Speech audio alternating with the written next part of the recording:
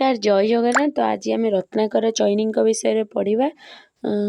तो previous class रे मु जगमोहन लाल विषय पढ़ी से भी रत्नाकर चैनी किसी रही जाइतिला।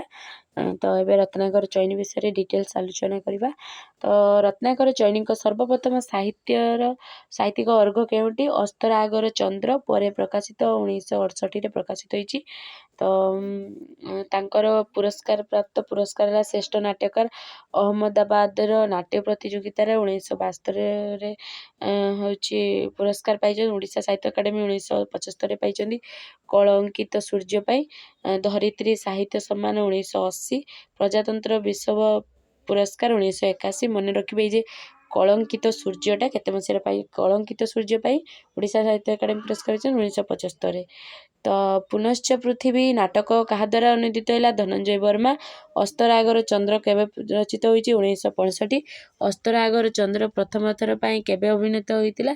1968 एप्रिल 12। अस्तरागर चंद्र प्रथम थर पर क्या द्वारा अभिनीत होता? श्रीमंग केन्द्र नाट्य संसद अन्नपूर्णा बी मंच द्वारा। अस्तरागर चंद्र नाट्यकर क्या चंद्र सह तुलना कर वीणा को?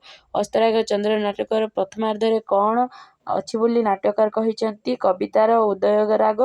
अस्तरागर चंद्र नाटकर द्वितीयार्धे कौन अच्छी बोली कहते? चंद्रर अस्तराग। तो अस्तराग चंद्र नाटकर मुख्य स्वर कौन? द्रुत शिल्पायन जनित श्रमिक समस्या।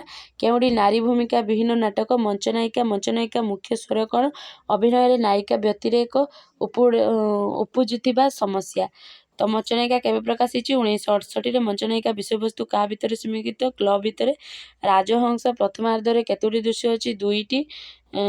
तो केउ नाटक सर्वभारतीय सिविल सर्विस नाटक प्रतियोगिता सर्वश्रेष्ठ नाटक भाव पुरस्कृत होती? राजहंस। राजहंस द्वितीय अर्धे केतोटी दृश्य अच्छी? 4टी। तो राजहंस चिकित्सा केन्द्र केउठी अच्छी? घन जंगल पहाड़ अंचल। तो पुनश्च पृथ्वी नाटकर मुख्य स्वर कौन थिला? असहाय मनीष द्वंद्व और संघर्ष। तो पुनश्च पृथ्वी माता भारती कहार प्रतीक? भारत मातार प्रतीक। पुनश्च पृथ्वी नाटक क्या माध्यम आधुनिक जीवन विशेष होती? महाभारत चरित्र। नचिकेता उवाच नाटकर मुख्य स्वर कौन? युव समाजर लक्ष्यहीन यात्रा। तो नचिकेता उवाच नाटकर वामपंथी किए? उदय। नचिकेता उवाच नाटकर दक्षिणपंथी किए? महेंद्र। नचिकेता उवाच नाटकर मध्यपंथी किए? कल्पतरु। तो शेष अश्रु नाटकर नायिका और नायक मिलन किए सबुठारु अधिक खुशी होइछ? नारायण। शेष अश्रु नाटकर यह मोर शेष अश्रु ये उक्ति किए कहते? नारायण कहते। अस्थिर उपत्यका नाटकर मुख्य स्वर कौन? पाप पुण्यर द्वंद्व क्षय। चरित नाटक क्या कह जाए? मूलियन ला आबेयार। नागफेणी ऋतु नाटकर केते अंक और दृश्य रही? 2 अंक और 11 दृश्य। नागफेणी ऋतु नाटकर आरंभ किभଳି होईछि? जादूकर जादू देखाइबा छଳରେ। नागफेणी ऋतु नाटकर प्रथम घटना कौन? कॉलेज निर्वाचन पूर्व दिन। नागफेणी ऋतु नाटक आदर्शवादी छात्र नेता किए? कैलाश। नागफेणी ऋतु नाटकर कैलाशर प्रेमिका किए? नम्रता। यक्ष चरित नाटकर स्वर कौन? कृपण मानक प्रति व्यंग।